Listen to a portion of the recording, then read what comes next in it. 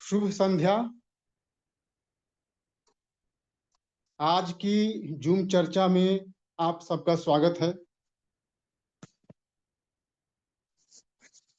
जैसा कि आप जानते हैं, आज का दिन शनिवार है। आज हम समसामयिक विषय पर बात करते हैं। आज हमने समसामयिक विषय के अंतर्गत हाल में हुई हिंसा जो लद्दाख हुई है उस पर बात करेंगे। आज हम इसके बारे में जानेंगे, इसकी पृष्ठभूमि, इसका इतिहास और इसके विभिन्न पहलुओं पर बात करेंगे। आगे भी कर पा रहे हैं नहीं, वो वहां से एक्सेप्ट करेगा तब होगा।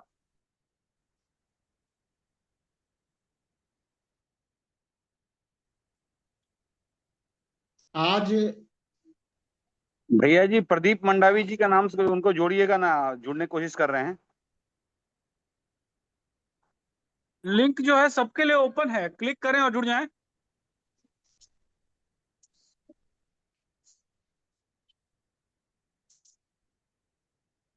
बोले। बताइए विपुल जी। हाँ, तो आज हम लेह पर चर्चा करेंगे। देखिए, अभी कुछ दिन पहले लेह में हिंसा हुई, जिसमें आधिकारिक रूप से 4 लोग मारे गए और 70 लोग घायल हुए। यह हिंसा क्यों हुई, इसके क्या कारण हैं, इनके बारे में जानना आवश्यक है। देखिए, लेह अपेक्स बॉडी और कारगिल डेमोक्रेटिक अलायंस ने सरकार के सामने कुछ मांगे रखी। इन मांगों में एक मांग तो था लद्दाख को पूर्ण राज्य का दर्जा देना, और दूसरी मांग है इसे छठी अनुसूची में शामिल करना। इन मांगों को लेकर 6 अक्टूबर को केंद्र द्वारा गठित उच्च अधिकार समिति की बैठक होने वाली थी। इसी बीच में यह हिंसा भड़क उठी। यह आंदोलन सामाजिक एवं पर्यावरण कार्यकर्ता सोनम वांगचुक के नेतृत्व में किया गया था। अब बात यह आती है कि यह हिंसा भड़की क्यों। देखिए, इसके लिए हमें जाना पड़ेगा 5 अगस्त 2019 को, जब धारा 370 और आर्टिकल 35A का समाप्ति हुई। तो उस समय लद्दाख के लोगों की मांग थी कि हमको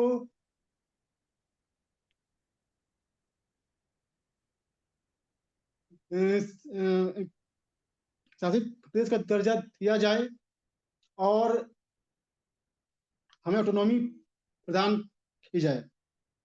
इस जो लद्दाख के वालों की ये मांग पूरी भी हुई।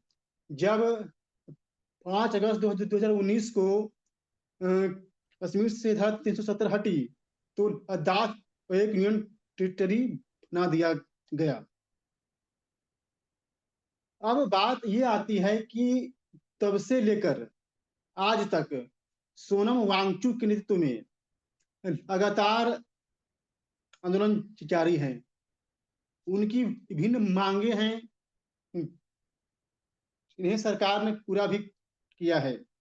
देखिए, बाहर से देखने पर यह मालूम होता है कि सरकार ने उनकी मांगे नहीं मानी तो यह हिंसा हुई, लेकिन ऐसी बात नहीं है। सरकार ने उनकी अनेक मांगों को माना है और उस पर विचार किया है।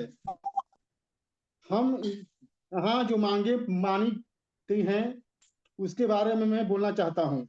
देखिए, जो मांगे मान ली गई हैं वो पहला है लद्दाख में 4 जिलों के गठन की घोषणा, जो प्रक्रिया अंतिम दौर में है।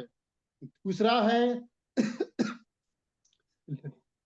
लद्दाख में आरक्षण, जो वहाँ एसटी हैं उनको 45 से 84% हो चुका है आरक्षण एसटी के लिए, वो मांग भी मान ली गई है। पंचायत में महिलाओं को आरक्षण मिल चुका है। भोटी और कुर्गी को आधिकारिक भाषा का दर्जा मिल चुका है। इन लोगों की इतनी मांगे मान ली गई हैं। ऐसा नहीं है कि सरकार ने इनकी मांगे नहीं मानी है, सरकार ने इनकी मांगे मानी है, लेकिन इनकी मांगे हैं राज्य का दर्जा और छठी अनुसूची में शामिल करना, जिसके लिए 6 अक्टूबर को बैठक होने वाली थी। इसी बीच ये दंगा भड़ गया।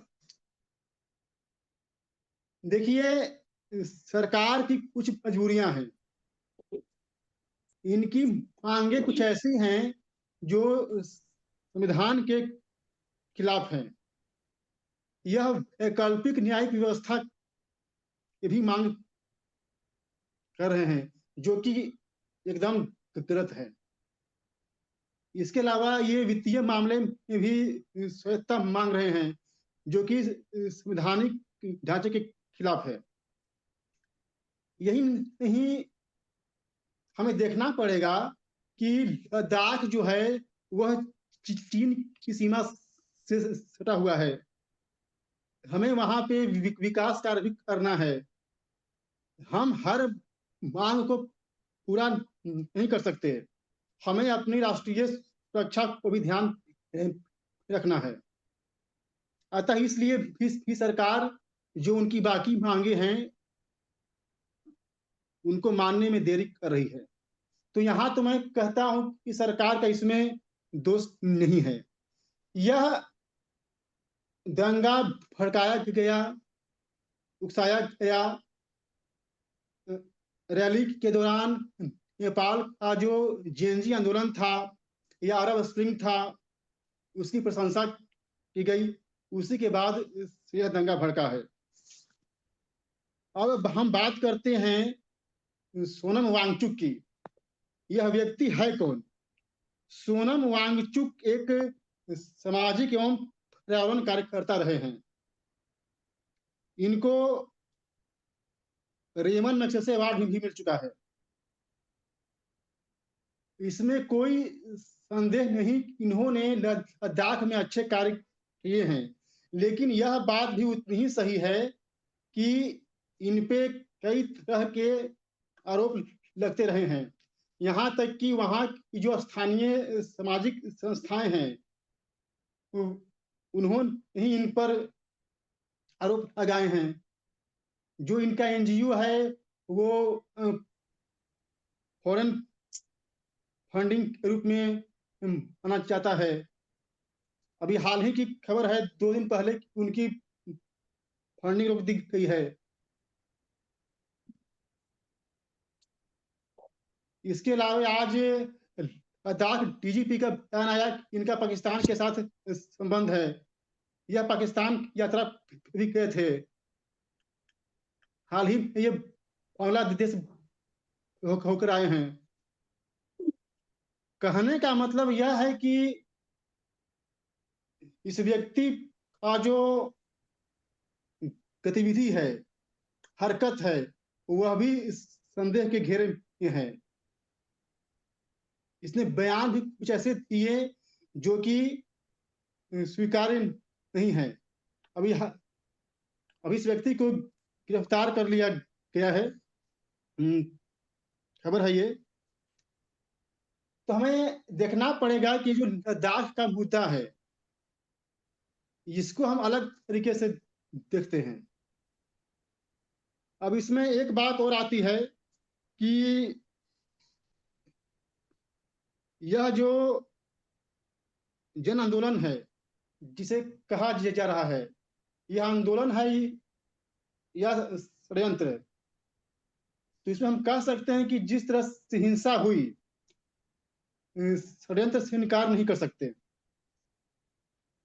जो उनकी मांगे हैं, जो आंदोलनकारी हैं, जो उनकी मांगे हैं, वह तो सरकार पूरी कर ही रही है। अब कोई भी मांग होती है, कोई भी 20,000 होता है तो वह क्रमिक होता है। एक ही बार में किसी की मांगे पूरी नहीं होती। इसके अलावा एक बात और कहना पड़ेगा कि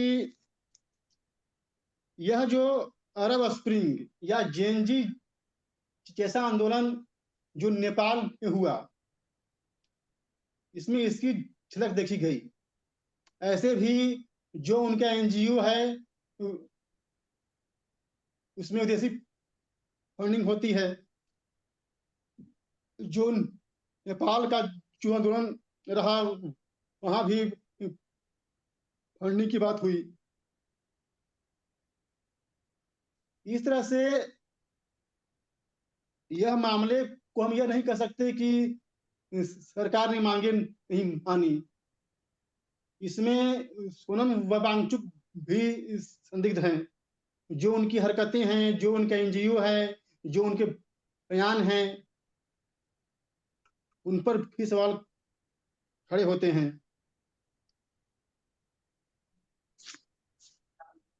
तो मेरा मानना है कि इसमें सरकार अपनी जगह पर सही है।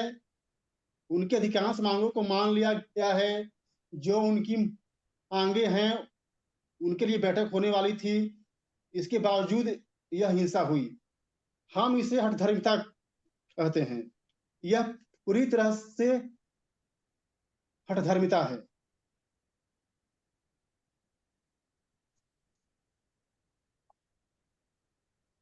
ये था आज का विषय। इसे मैंने आप सबके सामने रखा। आप लोगों ने ध्यान से सुना। आप सबका धन्यवाद।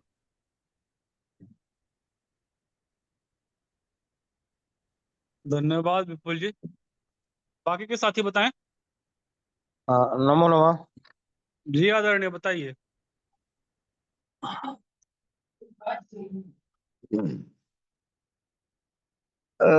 लेह लद्दाख एक राज्य है, केंद्र शासित राज्य है, और आप सब लोग मालूम है इसकी पृष्ठभूमि जो है कि कश्मीर से अलग करके 370 धारा की बात की है। ये सब बातें हैं, लेकिन इसमें बड़ी हास्यास्पद बात है। आप लोगों को यह जानकारी होना चाहिए। लेह लद्दाख का क्षेत्रफल कुल लगभग 60,000 वर्ग किलोमीटर है। मैंने थोड़ा सा कम, मैंने 60,000 हम मान लेते हैं। अब 3.25 लाख की आबादी है।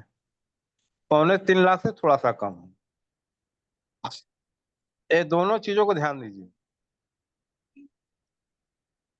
क्योंकि वहाँ रहने लायक भूमि बहुत कम है, इसलिए आबादी बहुत ज्यादा वहाँ संभव नहीं है रहने लायक। बहुत कठिन प्राकृतिक वातावरण है, और 60,000 वर्ग किलोमीटर के क्षेत्र को संभालने के लिए 3.25 लाख की जनता कैसे पर्याप्त होगी? अति 1 वर्ग किलोमीटर पर एक आदमी को भी जो है कि नियमित किया जाए, 60,000 आदमी हो जाएंगे। इनकी मांग पूरे सिरे से हास्यास्पद है। मुट्ठी भर की आबादी इतना बड़ा राज्य संभाल, इतना बड़ा भूभाग संभाल लेंगे? तो स्वतंत्र राज्य इतनी बड़ी राज्य को संभालने के लिए उतना राज्य की आबादी आय होनी चाहिए। अब बिना केंद्र सरकार की व्यवस्था किए वहां पर उस क्षेत्र को संभाला जा सकना असंभव है। यदि कोई प्राकृतिक आपदा आती है, व्यवस्था होती है, हिमस्खलन होता है, भूस्खलन होता है इत्यादि सब आपदाएं वहाँ होती रहती, कठिन परिस्थितियां होती रहती हैं। वहाँ के माल सप्लाई, वाहन इत्यादि बहुत सी सारी चीजें हैं। तो मैं नहीं समझता कि जितना उस राज्य को देख भाल के लिए जितनी बड़ी प्रशासनिक क्षमता चाहिए, उसके लिए वह राज्य की जनसंख्या शायद 10% भी नहीं है। और अन्य कोई बातें तो उसमें रही नहीं गई। उसके पृष्ठभूमि आंदोलन कौन कर रहा है और क्या वहाँ की जो है कि मांगे इत्यादि की, तो पहले यह तो समझ में आ गया कि इसकी मांग हर्ष्यापद है। यह संभव ही नहीं है किसी भी दृष्टि से, लेकिन फिर भी नकारात्मकता गढ़ा गया। वहां की जनता कितनी मूर्ख थी जो इस नकारात्मकता के पीछे एकजुट हो गई और प्रदर्शन करने के लिए तैयार हो गई। यह जो है कि बड़ा विचार का विषय है। इस पर जो है कि बड़ा हास्यास्पद जो है कि प्रश्न आता है, प्रश्न चिन्ह बनता है। इस पर एक प्रथम सिरे से ही जो है कि कोई इसमें विचार करने लायक इस मांग पर है ही नहीं। आंदोलनकारी की मांग कितनी सही है, क्या गलत है, ये तो विषय ही नहीं रह गया। उनकी तो मांग ही हास्यास्पद है। वर्तमान हिंसा जो है, बस यही कहा जा सकता है, वहां के लोगों की मूर्खता, वहां के नेतृत्व की जो है कि बहुत अधिक मूर्खता कही जाएगी। इसके अतिरिक्त क्या कहा जा सकता है। बाकी जो उनकी अन्य मांगे हैं कि हमारे राज्य को कुछ विशेष स्थिति दी जाए, तो आदिवासियों के लिए तो है, वो आदिवासी भी नहीं कहे जा सकते हैं, वो आदिवासी है ही नहीं। वे स, वे संपन्न वर्ग में आते हैं। पर्यटन से ही उतनी उनकी आय हो जाती है कि उनको अन्य किसी चीज की जरूरत नहीं, न तो नौकरी की जरूरत है, न किसी आर्थिक विशेष पैकेज की जरूरत है, न यहाँ कोई रोजगार की समस्या है, क्योंकि एकमात्र पर्यटन से ही उतना व्यवस्था हो जाती है कि वहाँ 2.25 लाख की आबादी की व्यवस्था चल जाएगी। ऐसी कोई समस्या नहीं है।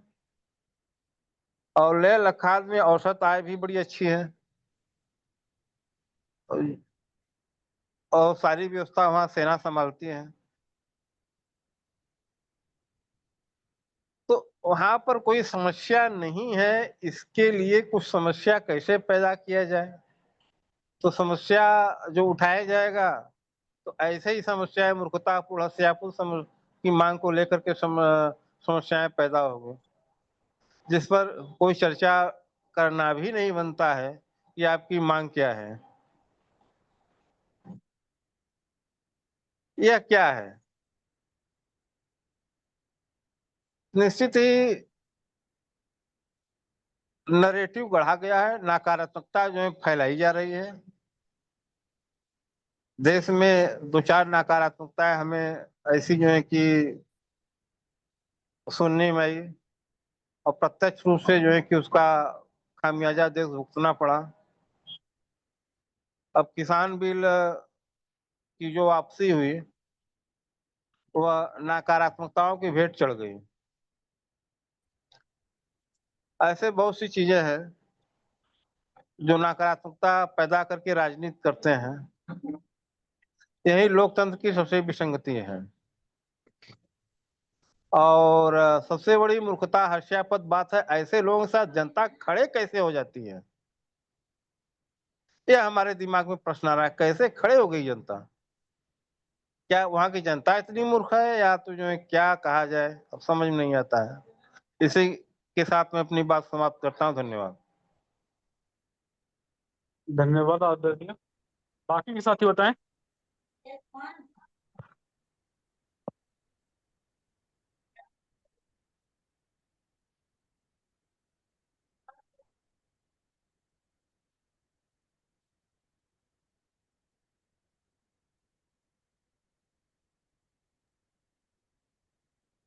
कोई भी साथी बताएं, सोहन जी, राजेश जी, नरेंद्र जी, मोहन हेलो। गुप्ता जी, बताइए आदरणीय।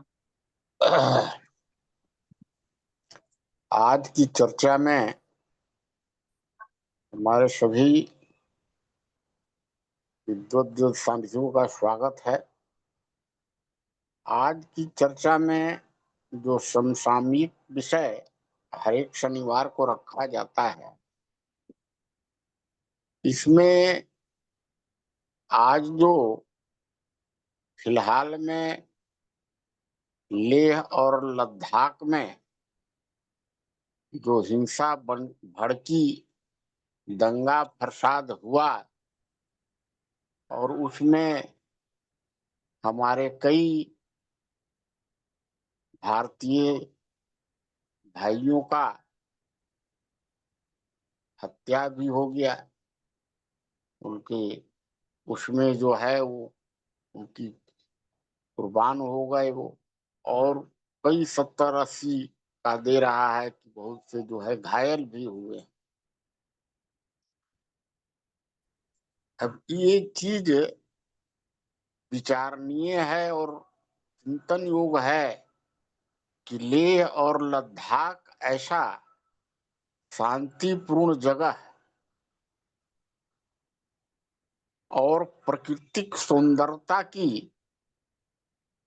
धनी जगह है,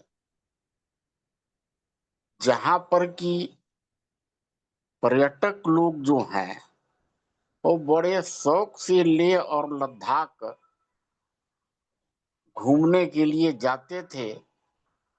और वहाँ के जो बुद्धिस्ट जनसंख्या बहुत ज्यादा है, लेह के जितने भी वहाँ के निवासी हैं, उनकी इज्जत जो है और सम्मान जो है पूरे राष्ट्र के हर एक नागरिक में, जो चाहे लेह लद्दाख गया हो या नहीं गया हो, लेकिन सबके मन में सम्मान वहां का है। और सभी जो है चाहते हैं कि एक बार हम लेह और लद्दाख को देखें, वहाँ की क्या प्राकृतिक सुंदरता है, वहाँ के रहने वाले की क्या स्थिति है, इसका अनुभव करने के लिए सभी जो हैं लालायित रहते हैं। और ऐसी स्थिति में इस प्रकार का दंगा फसाद और हिंसात्मक वातावरण बनने से उनके मान सम्मान भी सबके मन में धूमिलता आएगी, और उनका पर्यटन का बाजार अगर गिरेगा तो उन्हें इसका बहुत बड़ा नुकसान सहना पड़ेगा। दूसरी बात है कि जम्मू कश्मीर से इसको अलग करके और लद्दाख को एक केंद्र शासित राज्य बनाने का ही मुख्य कारण था कि जब जम्मू कश्मीर में यह जब मिला हुआ था, साथ था, तो इसको बहुत ही अनदेखी किया जाता था। यहाँ के विकास को, यहाँ के रहने वाले लोग के साथ वैसा न्यायप्रक वातावरण नहीं था। काहे कि यहाँ पर बौद्ध और हिंदुत्व की आबादी बहुत ज्यादा थी। अब इस वातावरण में ये एक जो मणिपुर में जिस प्रकार की घटना जो है, हिंसात्मक वातावरण वहां पर बनाया गया था, उसी प्रकार से यहाँ भी जो है सोनम वांगचुक जो है, जो ये कि एनजीओ चलाते हैं पर्यावरण और क्या का, तो वो जो है सो कई सालों से अपना जो है लद्दाख के विकास के लिए वहां पर जो है केंद्र शासित राज्य की जगह पर पूर्ण राज्य का दर्जा के लिए 6ठी अनुसूची लागू करके वहां सुरक्षा के लिए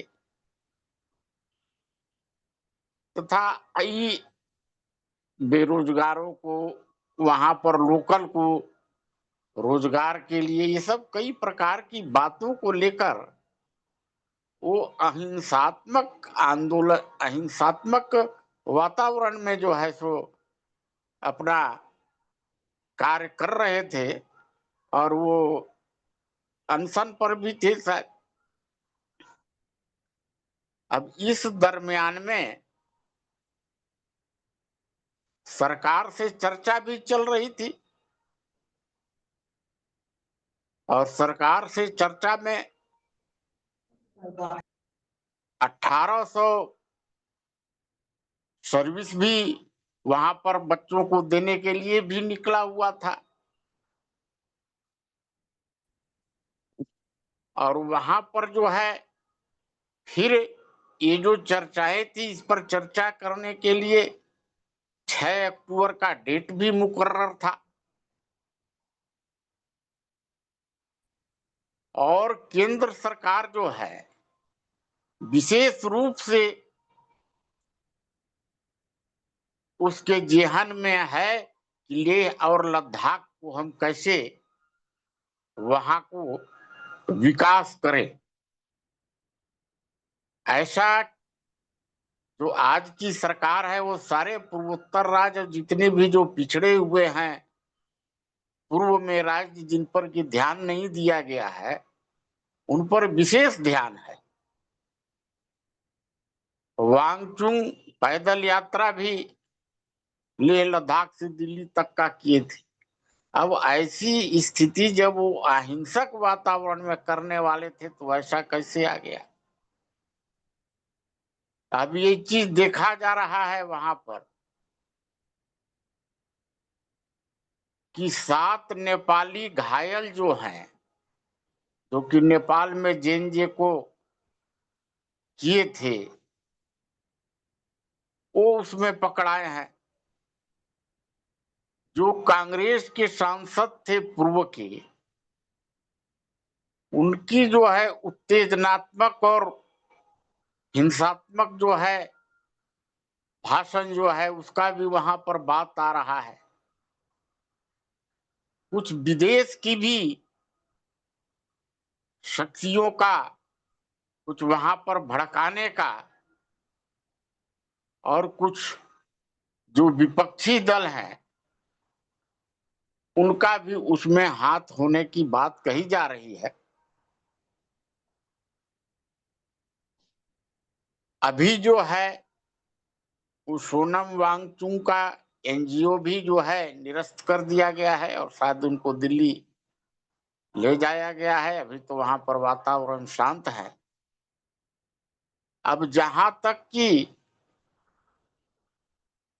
जो वहां पूर्ण राज्य का देने का बात है तो लेह और लद्दाख जो है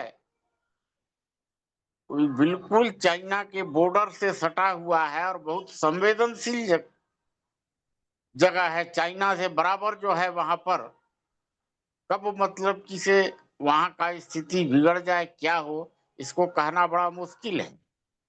इसीलिए वहां पर पूर्ण राज्य की दर्जा देना जो है वो राष्ट्र के लिए जो है कितना हित में होगा नहीं हित में होगा ये सब जो है सो हम और आप समझते हैं। और जहां तक विकास की बात है तो विकास तो वहां का बिल्कुल जो है किसी सरकार को के निगाह में है।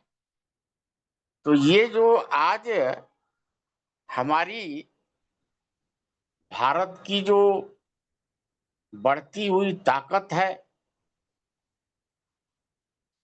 और विश्व में जो विकसित राष्ट्र जो है उनके साथ जो बराबरी का दर्जा धीरे धीरे पहुंचने पर आ रहा है, तो कई प्रकार से राष्ट्र को और राष्ट्र की शक्ति को कमजोर करने के लिए, चाहे हमारे अंदर के जो विपक्षी साथी हैं, जो राष्ट्र के हित में कार्य को नहीं कर रहे हैं और विदेशियों की बातों में जो आ जा रहे हैं, तो विदेशी शक्ति और कुछ राष्ट्र के अंदर की शक्ति जो है वो हमारे राष्ट्र को कमजोर करने की साजिश कर रही है। और इसी साजिश का एक भाग जो है, इसको हम लेह का जो अभी तत्कालिक जो घटना घटा वो कंट्रोल हो गया और वो अब ठीक हो जाएगा, ज्यादा चिंतनीय विषय नहीं है। ये कोई नेपाल और श्रीलंका और बांग्लादेश नहीं है। तो ये सारी बातें जो हमारे नॉलेज में था हमने रखा है, और जो भी हमारे देश को मुंह को गिराने की बात कर रहे हैं वो खुद गिर रहे हैं। आज ही जो है समाचार में जो अरब जो था वो साथ लड़ने की बात कर रहा था पाकिस्तान के साथ, सैन्य समझौता, वो भी अपने संसद में उसको खारिज कर दिया कि भाई हम इसको, ये जो समझौता किए थे इसको हम खारिज कर रहे हैं।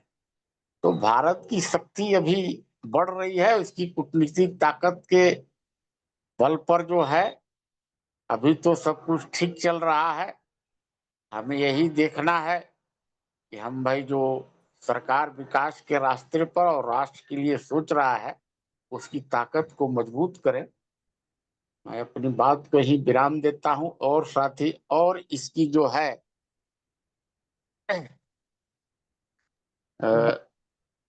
धन्यवाद आदरणीय। हाँ बाकी काफी बताएं। हेलो। जी आदरणीय बताइए। हाँ जी, सभी को मेरा नमस्कार। जी बताइए। आज का विषय लद्दाख के इशू के ऊपर है। लद्दाख, और इस इशू पे बात करने से पहले मैं थोड़ा सा लद्दाख के बारे में थोड़ा सा डिस्कस करना चाहता हूँ। ये इशू तो हो गया, क्यों हुआ? लद्दाख को 5 अगस्त 2019 को जम्मू कश्मीर से अलग कर केंद्र शासित प्रदेश बना दिया, जिसे विशेष राज्य का दर्जा खत्म नहीं मिला अभी तक, है ना। और लद्दाख प्रशासन अब सीधे केंद्र सरकार के अधीन आता है, और लेफ्टिनेंट गवर्नर एलजी के अधीन आता है, जो सीधे केंद्र सरकार को रिपोर्ट करती है। लद्दाख में कोई विधानसभा भी नहीं है। केंद्र सरकार अब सीधे लद्दाख में विकास योजना और बजट लागू करती है। ये क्षेत्र चीन और पाकिस्तान की सीमा से सटा हुआ भी है ना। पहले जम्मू कश्मीर में प्रशासन होकर पहले जम्मू कश्मीर के अधीन आता था, तो वहाँ जो है सीधे वो मतलब सुविधाएं नहीं जाती थी, और इसलिए ये कह के इसको अलग किया गया कि वहाँ से सेंटर से हम सीधे मॉनिटरिंग कर पाएंगे, क्योंकि ये एक बॉर्डर स्टेट भी है। ठीक है, एक तो ये चीज हो गया। अब थोड़ा सा लद्दाख के बारे में मैंने बताया, अब थोड़ा सा सोनम वांगचुक के बारे में बताना जरूरी है, क्योंकि उनके संबंध में भी बात हो रही है ना। तो सोनम वांगचुक है क्या वैसे, उसके बारे में थोड़ा सा।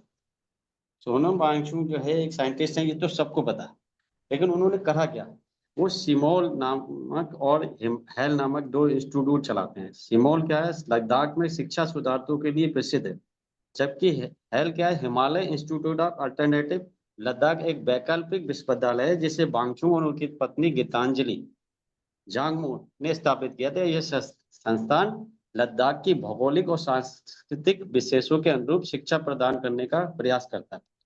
अब इसमें शिक्षा कैसे प्रदान करते हैं, ये थोड़ा सा जानने की जरूरत है, क्योंकि क्या है कि जैसे हम लोगों के यहाँ सब शिक्षा प्रणाली में क्या है कि जो लोग पास हो जाते हैं वही एडमिशन लेंगे, या जो लोग कहीं एक्सपर्ट हैं। और इनके इंस्टीट्यूट में क्या है कि ये प्रैक्टिकली सिखाते हैं। जो बंदे भी फेल हो गए, इनकी मतलब पात्रता क्या है, जो बंदा कहीं पे भी सक्सेस मतलब हर जगह फेल हो रहा, ये अपने यहाँ उसे एडमिशन में प्रायोरिटी देते, और फिर प्राकृतिक के रूप से सिखा के उसको साइंटिस्ट बनाने के लिए, मतलब कुछ ना कुछ सिखा के उसको जीवन में सफल बनाने के लिए काम करते। पहली चीज। दूसरी चीज, सोनम वांगचुक ने एक अच्छा काम ये करा था जब चाइना, अभी लद्दाख एक डिसएंगेजमेंट हुआ था चाइना के साथ, तो उन्होंने एक इस तरीके का टेंट बनाया था, हेल, इसी जो जो इंस्टीट्यूट जो मैंने जिसका हेल का नाम लिया, हिमालय इंस्टीट्यूट ऑफ अल्टरनेटिव के साथ में मिलकर, इसके साथ में मिलकर एक ऐसा टेंट बनाया था 16 से चलने वाला, जो -40 डिग्री सेंटीग्रेड अगर बाहर का तापमान है, तो उसके तापमान को अंदर 15 डिग्री सेंटीग्रेड तक कर सकता था, और इसमें 10 सैनिक आसानी से आ सकते थे। और ये उस समय बहुत कारगर साबित हुआ, जिस समय हमारे देश में चाइना और वो वाला मतलब गलवान घाटी वाला चाइना से वो चल रहा था, क्योंकि उस समय दिसंबर का महीना आ चुका था, और वहाँ बहुत ही बर्फबारी होती है, क्योंकि लोग नीचे को मतलब जो ऊपर जो जो लोग आर्मी में रहे होंगे, जो ऊपर की पोस्टें हैं उसमें लोग नीचे के आने की सोचते हैं, और हमें ऊपर जाना था, और ऊपर जब भी जहाँ पे -40 तक डिग्री सेंटीग्रेड तापमान होता है, तो ये उन्होंने मतलब उस समय, और केंद्र सरकार, और ये 2019 में हो चुका है, इसका मतलब केंद्र सरकार जो है के को पता था कि सोनम वांगचुक वहां तक अच्छा काम कर रहे हैं।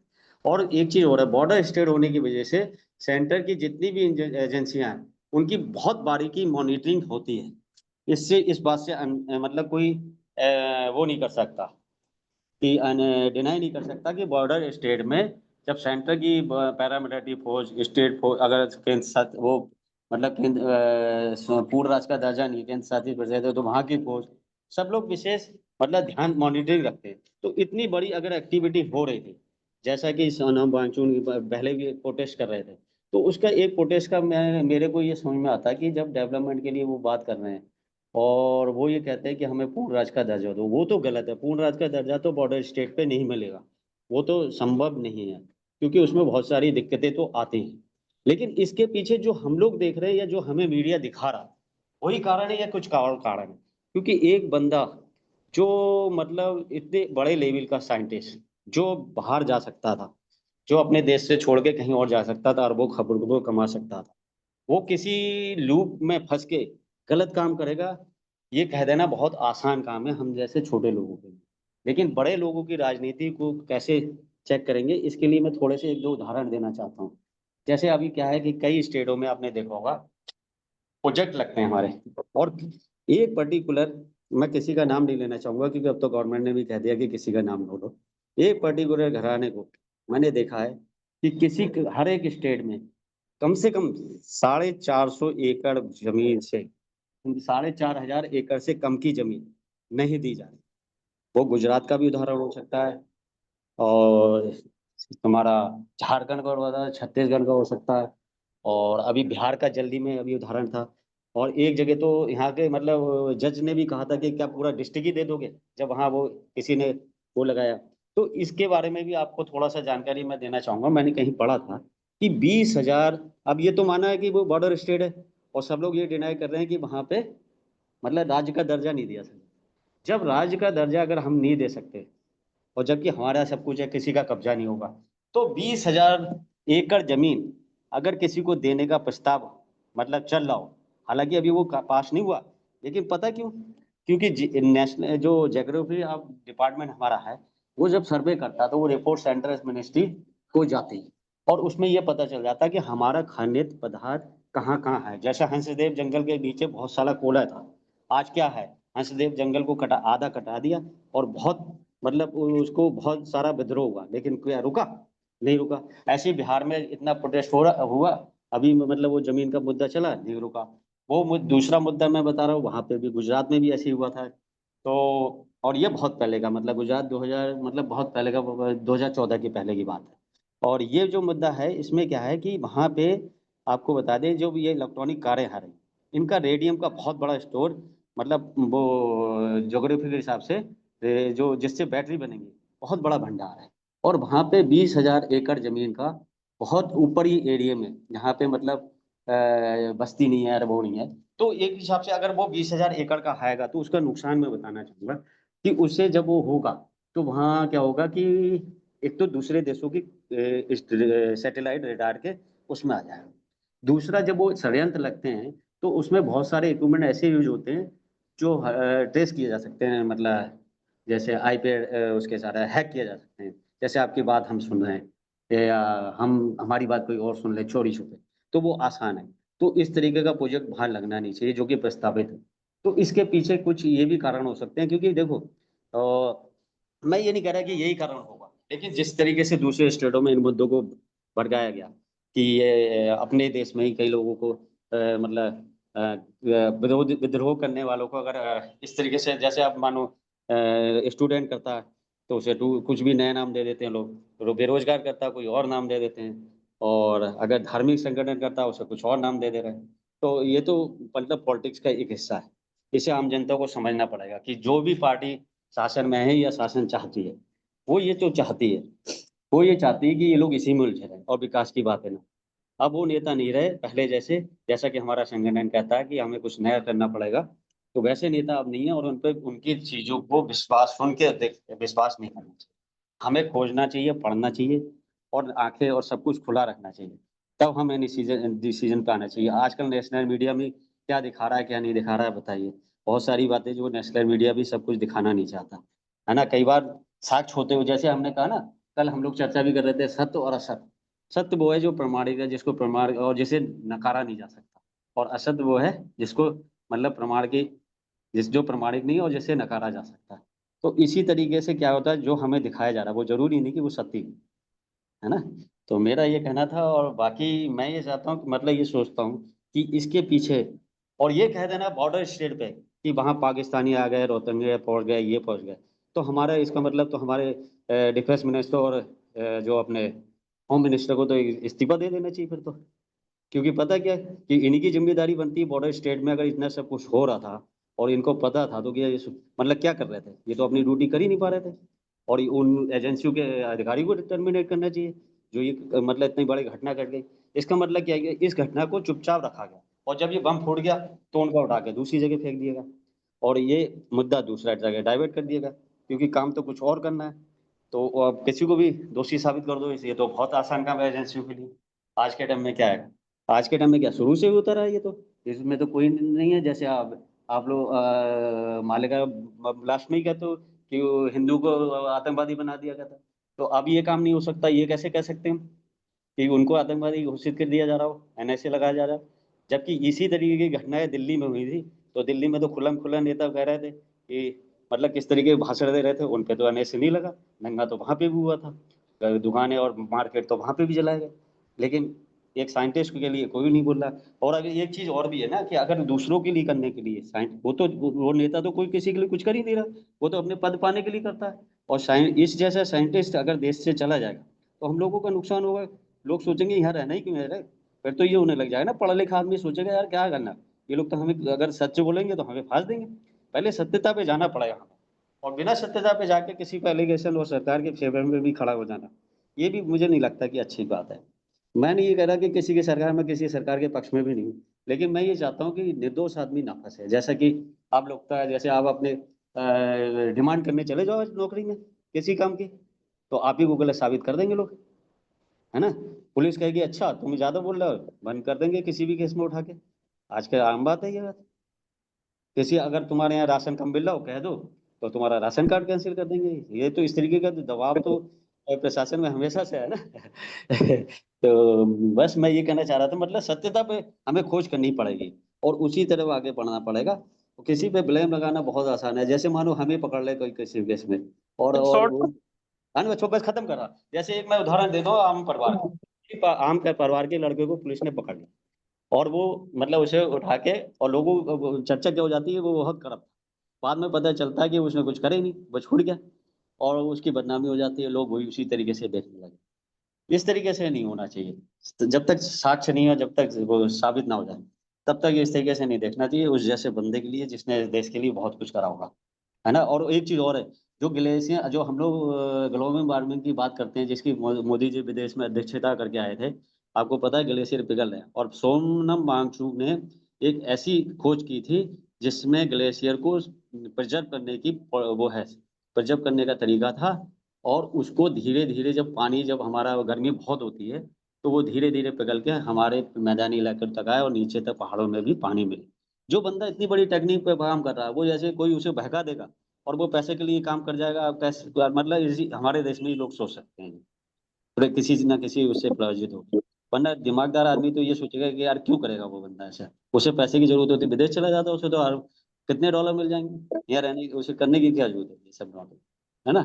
और ये और जो आप पास के, और एक चीज और हाँ, एक चीज और, पाकिस्तान पाकिस्तान या बांग्लादेश, ये गरीब देश है, ये क्या पैसे दे देंगे, ये उसे पैसा दे देंगे, इनके पास में तो गरीब देश है, हम उनको ये पैसा क्या दे देंगे, नेपाल क्या पैसा दे देगा जो उसके वो कमाएगा वहां जाके विदेश में, अमेरिका बुला लेगा, भी कोई और देश बना लेगा, चाइना बुला सकता है, चाइना अच्छे पैसे दे देगा, तो उसे ये पैसे की जरूरत होगी, मुझे नहीं लगता। बाकी बस धन्यवाद। आप अपनी बात रखिए। सभी बंधुओं को नमस्कार। जी बताइए आदरणीय। देखिए, इस सोनम वांगचू जो है वह एक देशद्रोही व्यक्ति है, और उसको तो आजीवन जो है कारावास होना चाहिए। वह जो है अकेंद्रीकरण की बात करता है, और बात नहीं कर रहा है, वह अकेंद्रीकरण के लिए जो है आंदोलन कर रहा है। केंद्रीकृत सत्ता को वह चुनौती दे रहा है। वह कह रहा है कि समाज के लोग मिलजुल कर अपने लिए नियम बनाएं और अपनी समाज के लिए अपने लिए नियम बनाएं और अपनी सत्ता चलाएं। ऐसे व्यक्ति को समाज में रहने का ही अधिकार नहीं, इसको तो काला पानी दे देना चाहिए। ये कहता है कि सत्ता का हस्तक्षेप कम से कम हो समाज में। बताइए, अगर सत्ता का हस्तक्षेप कम रहेगा तो कैसे चलेगा समाज? ऐसे लोगों को समाज में रहने का अधिकार है? यह आदमी कहता है कि संविधान में बदलाव करिए, हमारे लिए अलग से संविधान होना चाहिए, हमारे अपने नियम होना चाहिए, हमारी भौगोलिक परिस्थिति ऐसी है जो एक संविधान से नहीं चल सकती। इस तरह से समाज के हित में, समाज के लिए सोचने वाले व्यक्ति को समाज में अगर रहेगा तो अराजकता ही तो फैलेगी। समाज के लोग मिल सत्ता का हस्तक्षेप नहीं होगा तो सब अपनी मनमानी करेंगे। और हमारे यहाँ भी एक लोग इस तरह से छोटा मोटा प्रयास कर रहे हैं, बजरंग मुनि जी, वो भी यही बात रट रहे हैं कि या केंद्रीकरण हो, सत्ता का हस्तक्षेप कम हो, समाज गलत नहीं होता, समाज के लोग मिलजुल कर अपने लिए नियम बनाएं, मार्गदर्शक को उच्च सम्मान मिले। ऐसे लोग देशद्रोही होते हैं। इनको तो या तो फांसी दे दिया जाए या काला पानी कर दिया जाए, क्योंकि ये जो है हम लोगों को इतना दिन से समझा रहे हैं कि समाज के लिए सोचिए, सत्ता के लिए मत सोचिए। जब भी आप बात करिए तो समाज के लिए बात करिए।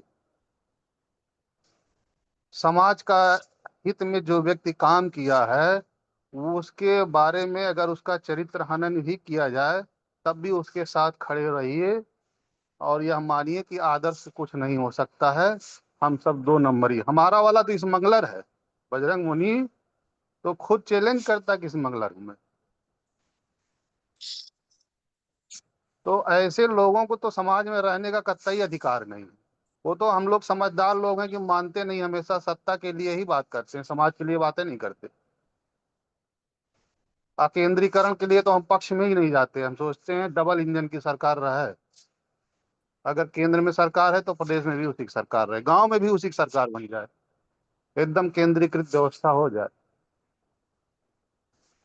हम लोग कतई नहीं समझते हैं, क्योंकि हम लोग समझदार आदमी हैं। वहां के लोग मूर्ख आदमी है, वो उसके कहने आ गए।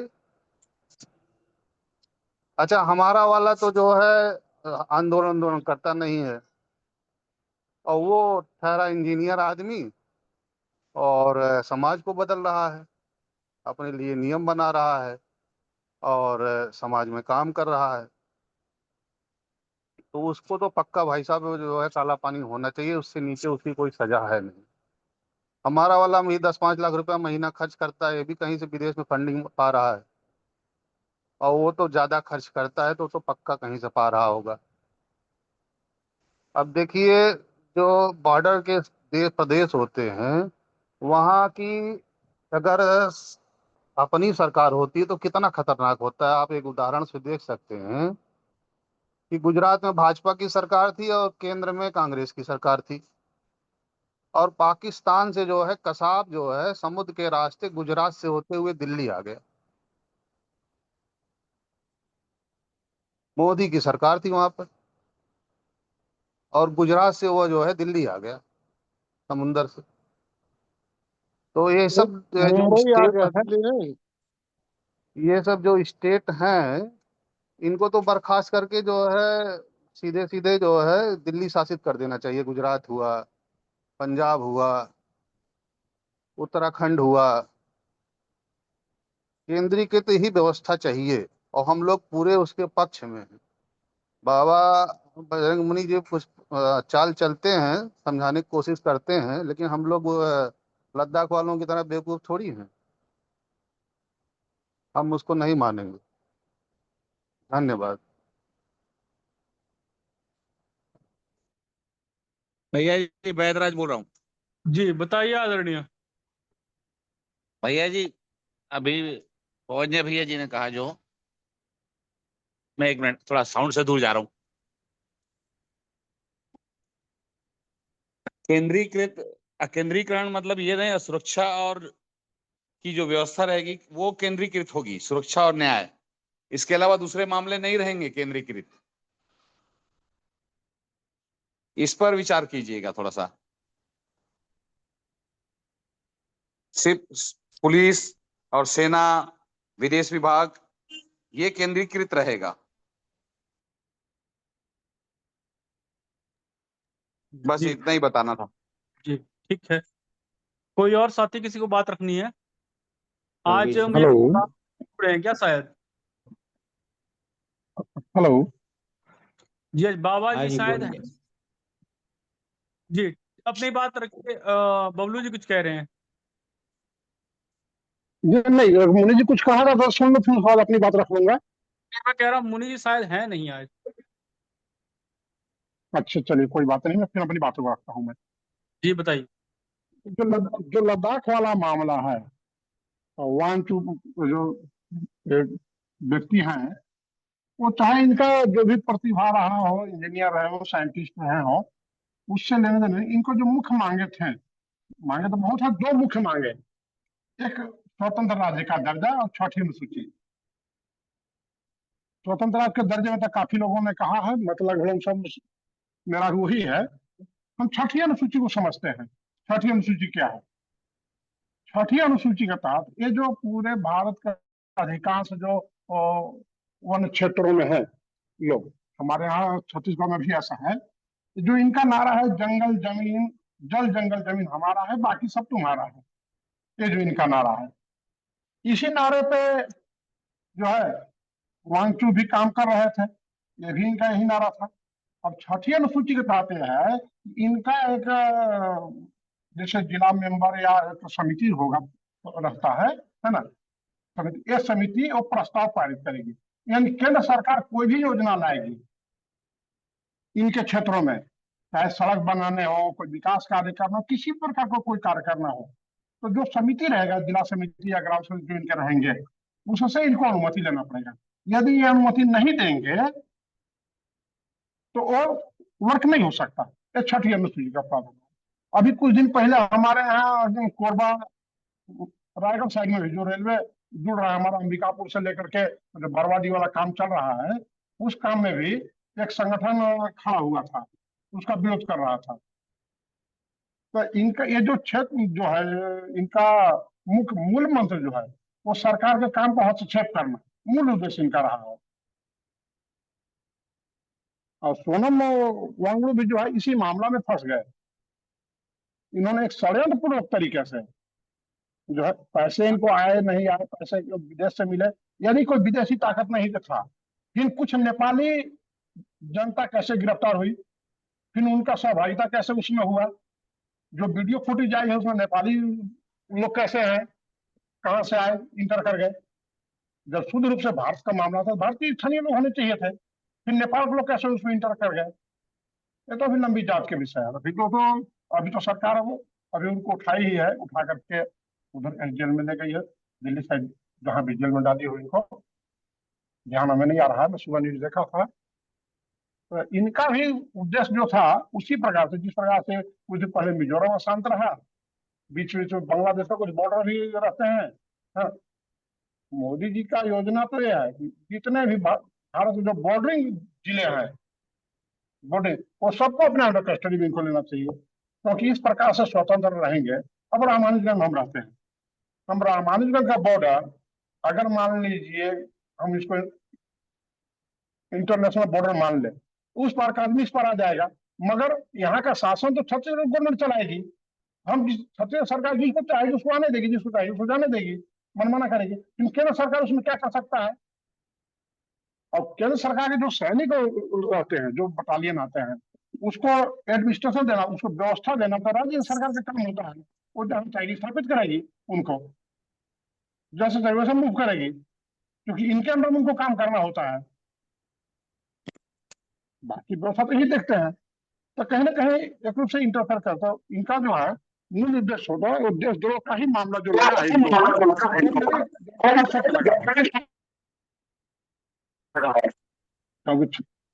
धन्यवाद। जी धन्यवाद आदरणीय। बाकी के साथी बताएं। नरेंद्र जी बताइए क्या बता रहे हैं। देखिए, ये मिली जुली बात अभी जितनी समझ में आ रही है, ये जो सभी लोग बोले हैं, इनकी बातों में भी करीब करीब सभी लोगों ने अपने अपने दृष्टिकोण रखे हैं, और वो कई नजरिए से ठीक है। और कुछ मामला ऐसा भी है कि सामाजिक मांग के मामले पर किसी भी आदमी पर अंकुश नहीं लगाया जाना चाहिए। सरकार को गिरफ्तार कर लिया, या तो ये खुलासा करे कि भाई इस बेहद गलत मामले में इस सोनम वांगचुक को गिरफ्तार किया गया है, एनएसए लगाया गया है, आंदोलन रोकने के लिए साधारण कैद कर दी गई है, चलिए ठीक है, कोई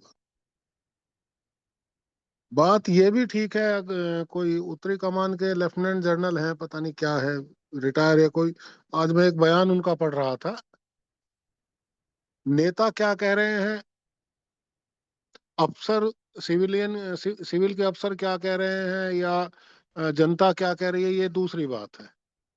लेकिन एक सैन्य अधिकारी की कही हुई बात बिल्कुल ठीक है, वो मैंने पढ़ा था कहीं आज। उनका कहना था कि परिस्थितियां ऐसी नहीं है कि लद्दाख को पूर्ण राज्य का दर्जा देकर, जैसी कश्मीर में स्थितियां थी पहले, उसी प्रकार रहने की का अधिकार दे दिया जाए।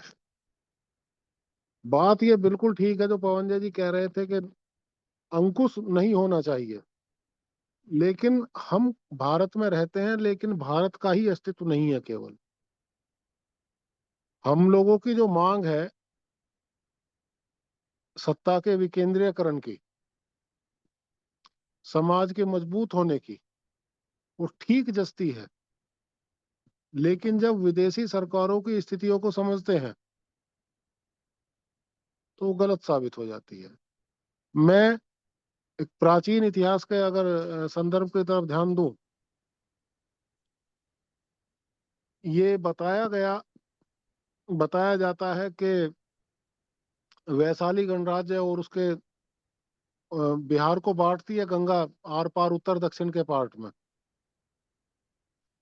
तो एक बार डॉक्टर ईश्वर दयाल जी ने मुझे बताया था कि गंगा के उत्तर में महान गणराज्य सभ्यता का उदय हो रहा था वैशाली में, जिसे आज का क्या कहा जाता है, पटना के इधर जो शहर है उसके आसपास के इलाके में है ये, वहाँ अवशेष अब भी हैं। हाजीपुर। और उसके दक्षिण में क्या नाम बताया? हाजीपुर हाजीपुर। हाजीपुर। हाजीपुर, हाजीपुर के पास ही वो वैशाली गणराज्य था। बिल्कुल ठीक बात है। और पटना में केंद्रीयकृत शासन जो भारत का उस समय तक का सबसे मजबूत था, चंद्रगुप्त मौर्य के शासन की स्थिति उदय हो रही थी। केंद्रीयकृत शासन वैशाली गणराज्य की स्वतंत्रता को खा गया, ये हकीकत बात। भारत के में हम इस बात के पक्षधर हैं कि समाज इतना सभ्य बने कि शासन के हस्तक्षेप, शासन का प्रभाव, शासन का आधिपत्य समाज पर ज्यादा से ज्यादा घटे। लेकिन कोई अन्य केंद्रीयकृत शासन उस संप्रभुता को निगल जाए, ये बेहद गलत है, ये ठीक नहीं होगा। भारत में ही वैशाली गणराज्य और जो पाटलिपुत्र राज्य था, इन दोनों का एक ऐसा उदाहरण है इतिहास में जिसकी काट सूझती नहीं है। और जहां पड़ोस में चीन और पाकिस्तान जैसे उपद्रवी राज्य हों, उसके बारे में गंभीरता सोचा जाना चाहिए। यही बात मुझे समझ में आई थी जब मैं दिन में उन सैन्य अधिकारी की बात पढ़ रहा था। लेकिन फिर भी हम इस बात के पक्षधर हैं और हमें अपना प्रयास दुनिया भर तक पहुंचाना चाहिए कि सभ्यता का अर्थ शासित होकर के रहना साबित नहीं करता है। सभ्यता का अर्थ साबित तब होता है, उसका मानक साबित तब होता है जब आदमी शासन के प्रभाव को कम से कम करता चला जाए जीवन में, समाज में। लेकिन ये नियम सार्वभौमिक रूप से लागू होना चाहिए और मानना चाहिए लोगों को। इसे लागू कर शासन का प्रभाव घटाना किसी सत्ता के बूते की बात नहीं है। ये तब हो सकेगा जब समाज का प्रभाव इतना ज्यादा होगा। लेकिन समाज का प्रभाव दुनिया भर में ज्यादा होना चाहिए, केवल भारत में होने से काम नहीं चलेगा। और अगर भारत ने कभी ऐसी गलती की तो भारत निश्चित रूप से अपना अस्तित्व खो देगा। 10-5 साल ऐसे हो सकते हैं। हमने चीन में भी यही भुगता था। सैन्य कमजोरी 1962 का युद्ध के हार का कारण बन गई थी, और भयंकर हार का। हम केवल हार देख रहे थे और कुछ कर नहीं पा रहे। दुनिया में सैन्य कमजोरी की स्थिति विकसित हो तो फिर पूरी दुनिया में हो, किसी एक स्टेट में नहीं होनी चाहिए। और तब तक तो बिल्कुल नहीं होनी चाहिए जब तक जैसा भारत के चारों तरफ वातावरण है ऐसा हो। एक पक्ष ये रहा। अब जो सामाजिक नर्तत्व विकसित करने की बात है, सोनम वांगचुक जैसे लोग अक्सर पढ़ने के लिए मिलता रहता है। इस बात पे वही कल परसों रामवीर जी के साथ ही बात हो रही थी। उन्होंने बताया कि मैं मिला हूं उनसे, बातचीत हुई है काफी लंबी चौड़ी। ये बात बिल्कुल ठीक है कि वो सत्ता के सामाजिक विकेंद्रीकरण के लिए काम कर रहे हैं। लेकिन सरकार को ऐसी पर्सनैलिटी के मामले में बिल्कुल साफ करना चाहिए कि ऐसी गलती क्या थी उस आदमी की कि सरकार को उस पर या कानून व्यवस्था को एनएसए जैसा कड़ा कानून लगाना पड़ा। साफ होना चाहिए, ये छोटी बात नहीं है। दूसरी बात, आंदोलन का विद्रूप रूप, आंदोलन तो नहीं कह सकते इसे, जिस प्रकार से उत्तर प्रदेश में हुआ, बरेली में हुआ, और भी प्रयास किए जा रहे थे लगातार पूरे देश में, ये आंदोलन नहीं है। ये एक प्रकार का वर्ग संघर्ष है, वर्ग आधारित अराजकता का विकास है। अगर लद्दाख का में जो भी मूवमेंट हुआ पब्लिक का, उसका और जैसा देश भर में आई लव मोहम्मद वाला मूवमेंट खड़ा करने की कोशिश की गई, इसे मूवमेंट बताया गया अराजकता को। अगर इसमें कोई कूटनीतिक संबंध भी विपक्ष का या दूसरे जो चालाक लोग हैं उनका है, तो ये फिर कुचला गया तो ठीक कुचला गया, फिर गलत नहीं कुचला गया। दूसरी बात यह है कि अक्सर हमारी चर्चाओं में जो आर्थिक विकास का आधार है कंपनी मैकेनिज्म, वो केवल भारत में ही नहीं है। केवल भारत की सरकार ही कंपनियों को मजबूत नहीं कर रही है।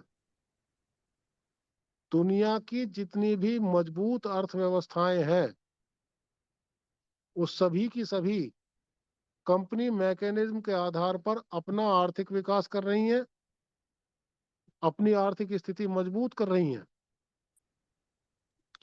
ये बाजार की प्रतिद्वंदिता है। इससे भी कोई एक देश भाग करके कहीं नहीं जा सकता है।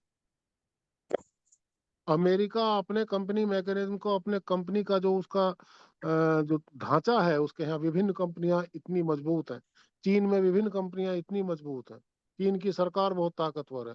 जापान में मजबूत है, ऑस्ट्रेलिया मजबूत है, कंपनियां मजबूत हैं। भारत की कंपनियों को भी प्रतिस्पर्धात्मक रूप से मजबूत बनाना पड़ेगा। कंपनियां मजबूत नहीं होनी चाहिए, ठीक बात यह है। इतना होना चाहिए कि मैं तो ये समझता हूं कि हर भारतीय को श्रम का मतलब इस प्रकार रोजगार मिले, इस प्रकार रोजगार की स्थिति हो, उत्पादन श्रृंखला इस प्रकार हो कि श्रम को इसका स्थानीय नियोजन हो जाए। किसी श्रमिक को काम करने के लिए दूसरी जगह जाने की आवश्यकता ना हो। योग्यता अनुसार वो भले ही जाए, उसकी कोई बात नहीं, लेकिन उस आवश्यकता कोई ना हो। श्रम के स्थानीय नियोजन के इतने अवसर दुनिया भर में होने चाहिए। लेकिन जिस सभ्यता के विकास की, जिस व्यवस्था की हम बात कर रहे हैं, वो पूरी दुनिया में एक रूप से जब तक प्रभावी नहीं होगा तो निश्चित रूप से अगर कोई कोना इस प्रकार के विकेंद्रीकरण को स्वीकार करेगा तो भक्षक कई बैठे हैं, चबा जाएंगे। स्थिति विचित्र है। समाधान यही है और रास्ता रोके हुए खड़ा है केंद्रीयकरण का दुष्प्रभाव। अब किस प्रकार दुनिया क्या समझेगी और क्या होगा, ये भविष्य के गर्भ में छुपा हुआ है। लेकिन जिस प्रकार पूरे देश में, अब इसी वापस लौटते हैं, ये एक प्रकार का आंदोलन के रूप में अराजकता की खड़ा करने की कोशिश की गई, ये गलत है। ये जैन जी के आधार पर जो आंदोलन हो रहे हैं, जैसा अभी नेपाल में हुआ, तो नेपाल में ये हम दुनिया भर को ये समझना चाहिए कि जो ये आंदोलन हुआ है 4-5 साल बाद निश्चित रूप से यही स्थिति जो आज जिस सिद्धांत के लिए, जिस बात के लिए नेपाल की सरकार बदली गई है, स्थिति तो वही रहने वाली है, क्योंकि नियम कायदे तो सब वही हैं जो पहले थे, वही अब भी हैं। शब्द उछाले जाते हैं, जैन जी के आधार पर आंदोलन करेंगे। अभी मैं यात्रा में था, ब्रजेश जी 1-1.5 मिनट की बात और कहूंगा, बस ज्यादा नहीं। तो कई जगह नौकरियों का सवाल उठा। सटीक आंकड़े नहीं है, मैंने एक बात कही लोगों से, कई जगह कोई सरकार बेरोजगारी का कोई उन्मूलन नहीं करती है। बेरोजगारी का उन्मूलन कैसे हो? कंपनी मैकेनिज्म को आप मजबूत नहीं करेंगे, उत्पादन श्रृंखला नहीं बढ़ेगी, तो कंपनियां आपको इतनी ज्यादा नौकरियां नहीं दे सकती हैं। सरकार की जहां तक नौकरी देने की बात आती है, तो भारत की 140 करोड़ आबादी में अगर 5 आदमी हर परिवार में मान लिया जाए तो करीब 28 करोड़ परिवार भारत में बनते हैं 140 करोड़ आबादी में, जैसा कि आंकड़े हैं। वैसे तो आबादी 150 करोड़ पार कर गई है। इन 28 करोड़ परिवारों में से अगर 8 करोड़ परिवारों को ऐसा मान लिया जाए कि इन्हें नौकरी की आवश्यकता नहीं है और काम धंधे बहुत हैं इनके पास, तो मेरे अनुमान में करीब 18-20 करोड़ परिवार ऐसे जरूर हैं जिनमें से एक परिवार में से एक सदस्य को अगर सरकारी नौकरी दी जाए तो परिवार सुखमय जीवन व्यतीत कर सकता है। लेकिन ये सोचना भी हर भारतीय की जिम्मेदारी है कि क्या भारत की का व्यवस्था तंत्र 20 करोड़ नौकरियां दे सकता है या 18 करोड़ नौकरियां दे सकता है, या 18 करोड़ नौकरियों का भार वहन कर सकता है? उसका जो आर्थिक वजन आएगा व्यवस्था के ऊपर, समाज के ऊपर, भार वहन कर सकता है? बिना सोचे समझे बात का गोला दाग देना बड़ा आसान काम है, और ढांचे पर विचार करके बात कहने के बाद आदमी बड़ा संतुलित सतर्क होकर के बात कहता। कंपनी मैकेनिज्म को विकसित करने का आधार ये होना चाहिए कि निश्चित रूप से पूरे देश में उत्पादन श्रृंखला बढ़े, पूंजी स्थिर ना हो। स्थिर मतलब जाम ना हो। पूंजी लगातार जो उत्पादन भारत में हो रही है वो उत्पादन में लगती रहे। उसका एक साइकिल सिस्टम तैयार होना चाहिए, चक्रीय सिस्टम तैयार होना चाहिए। लेकिन ये कौन सी बात है कि हम उस चक्रीय सिस्टम को तैयार कराने के स्थान पर इस जगह अपनी ऊर्जा लगा दें कि हम दुनिया के दूसरे देशों की तुलना में, विकसित देशों की तुलना में भारत में कंपनी मैकेनिज्म को मजबूत नहीं होने देंगे। ये मूर्खता का प्रश्न है, क्योंकि सरकार के पास 2.5-3 करोड़ नौकरियों से ज्यादा नौकरी भारत में नहीं हो सकती है, और उस 3 करोड़ का मतलब ज्यादा से ज्यादा 15 से 20 करोड़ की आबादी को लाभ मिल सकता है सीधा। बाकी लोगों को उत्पादन में, वितरण में इस तरह के चक्र में लगकर ही अपनी जीविका जुटानी होगी। अगर इस सरकारी नौकरियों की बात हम करें और ये बेरोजगारी, ये तूफान, बम के गोले जो छोड़े जाते हैं, इनकी तरफ देखा जाए। धन्यवाद। धन्यवाद नरेंद्र जी। बाकी के साथी बताएं। देखिए, थोड़ी सी बात मैं कहूंगा। और पवन जय जी, पहले हाँ किसी की जी, बात पूछने का कोई है तो ले लेते हैं। हाँ देख लीजिए, नहीं तो मैं 30 सेकंड के लिए बोलूंगा। जी, सोहन जी, राजेश प्रजापति जी या माता प्रसाद कौरव जी, बहादुर जी अभी रह गए हैं। आप में से अगर किसी को बात रखनी है तो रख सकते हैं। जी भैया जी नमस्कार। जी बताइए आदरणीय। वांगचुक समाज के लिए काम करने वाला व्यक्ति है, और समाज के लिए, समाज में जो विकेंद्रीकरण है, सत्ता का समाज में ज्यादा हस्तक्षेप ना हो, इसके लिए काम कर रहा है। ऐसा आज के राजनीतिज्ञों के लिए क्यों स्वीकार होगा? क्योंकि राजनीतिज्ञों को जो चुनौती देता है, उन्हें तो अपनी सत्ता का लाभ लेना है, और उनको चुनौती देने वाला आदमी उन्हें कतई पसंद नहीं हो सकता है। मुझे लगता है कि जो आंदोलन भारत सरकार द्वारा दबाया गया है, जन धन की हानि हुई है, उसके पीछे षड्यंत्र राजनीतिक दलों का हो सकता है। बिल्कुल।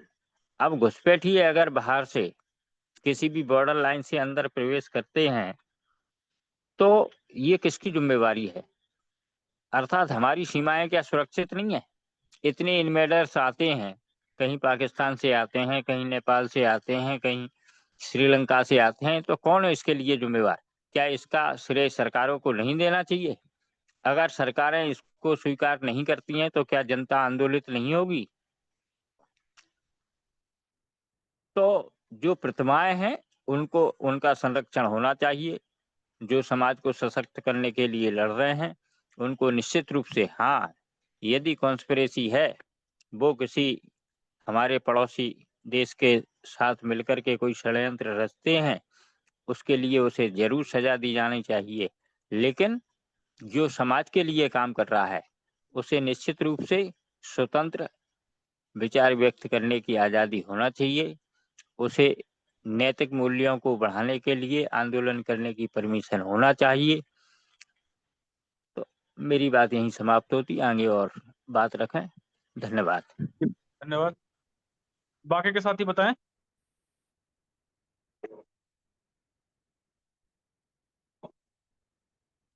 जी पवन जय जी बताइए, आप कुछ कह रहे थे। हाँ, यहाँ पर जो है, ये जैसे माता प्रसाद कौरव जी हुए, नरेंद्र जी हुए, ये लोग जो है ये बाबा की भड़काने में आ गए हैं। इन लोगों को भी जो है जेल भेज देना ही चाहिए। ये लोग भी जो है इस तरह से खुले टहलने लायक नहीं है, देशद्रोही टाइप के लोग हैं ये लोग। और कंपनी का जो विकास हो, टाटा और महिंद्रा का तो मान लीजिए हो गया है, लोग खड़े हो गए हैं। बाकी अब कोई एसीसी डेवलप नहीं होने चाहिए। अब अडानी और अंबानी जैसे दलाल ही पूरी कंपनियों को खा जाएंगे।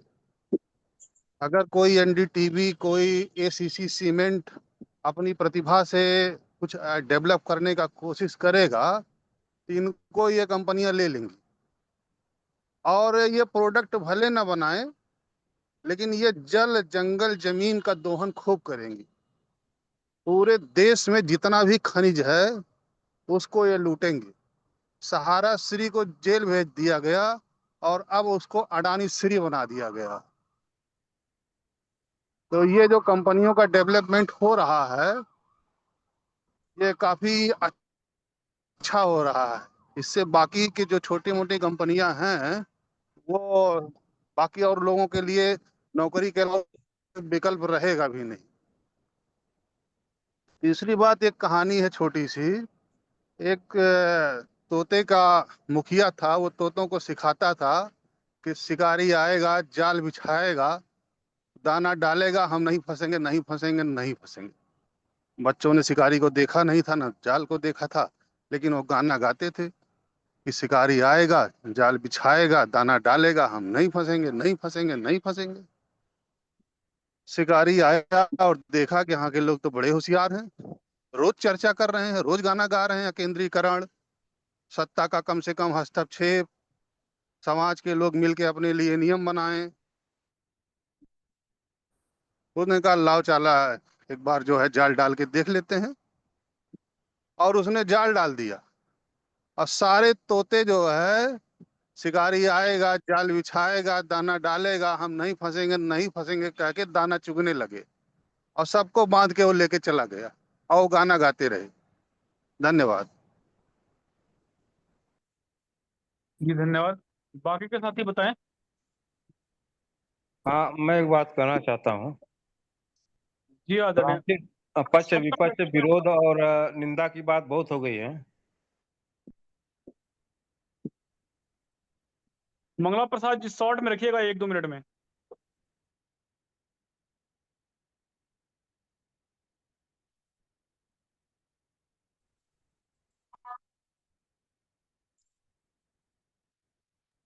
आपकी आवाज आ नहीं रही है।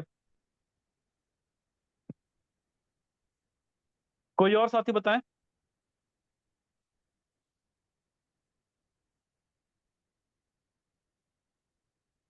राजेश प्रजापति जी, सोहन जी रह गए हैं, रामराज जी अभी रह गए हैं, बहादुर सिंह जी भी रह गए हैं। अगर किसी साथी को कोई बात रखनी है तो रख सकते हैं।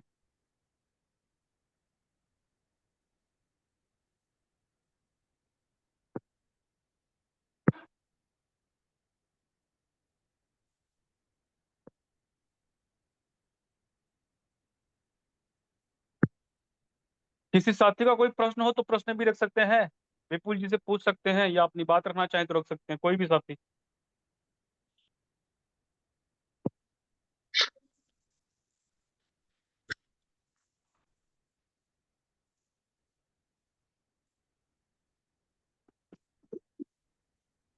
ठीक है, तो फिर आज की चर्चा को समाप्त करेंगे। मैं एक क्वेश्चन रख सकता हूँ अगर अनुमति होता। बताइए। जैसे जो हम लोग जो चर्चा करते हैं कि सत्ता के विकेंद्रीकरण का, इस प्रकार से सोनम वांगचुक भी तो वही कार्य को कर रहे थे, सत्ता के विकेंद्रीकरण। यदि सत्ता की विकेंद्रीकरण हो जाएगी तो उस क्षेत्र के लोग अपने हिसाब से सत्ता चुनेंगे। लद्दाख वाले मन है तो चाइना में जाएंगे, मन है तो पाकिस्तान में चले जाएंगे, मन हिंदुस्तान में आएंगे, मन का तो बांग्लादेश में चले जाएंगे। तो इसमें क्या सत्ता का केंद्रीकरण होना चाहिए, विकेंद्रीकरण होना चाहिए? अब केंद्रीकरण तो एक लिमिटेड जो रहेगा, विकेंद्रीकरण तो लिमिटेड रहेंगे, मतलब अधिकार सीमित रहेंगे या असीमित रहेंगे? नहीं भाई बस यही साहब, प्रश्न है। बताया जाता है कि सुरक्षा और न्याय जो है इसका विकेंद्रीकरण नहीं होगा, सुरक्षा और न्याय सेंट्रलाइज होगा।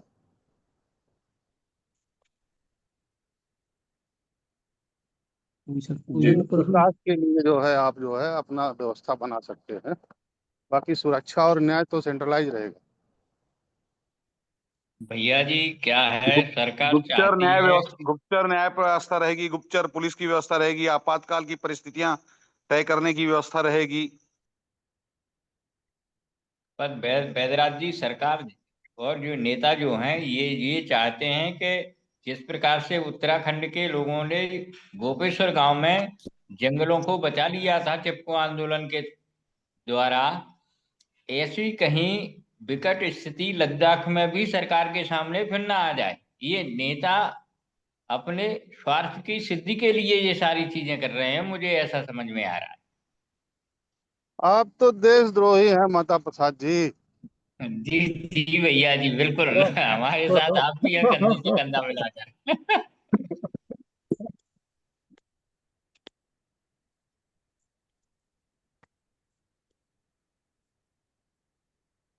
हाँ हेलो, डिस्कनेक्ट हो गया था, हमारी बात पूरी नहीं हो पाई थी।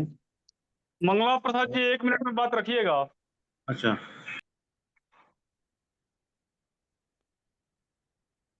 जी बताइए।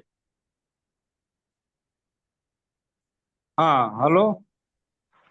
जी मैं कह रहा हूँ 1-2 मिनट में अपनी बात रख दीजिए आप। अच्छा ठीक।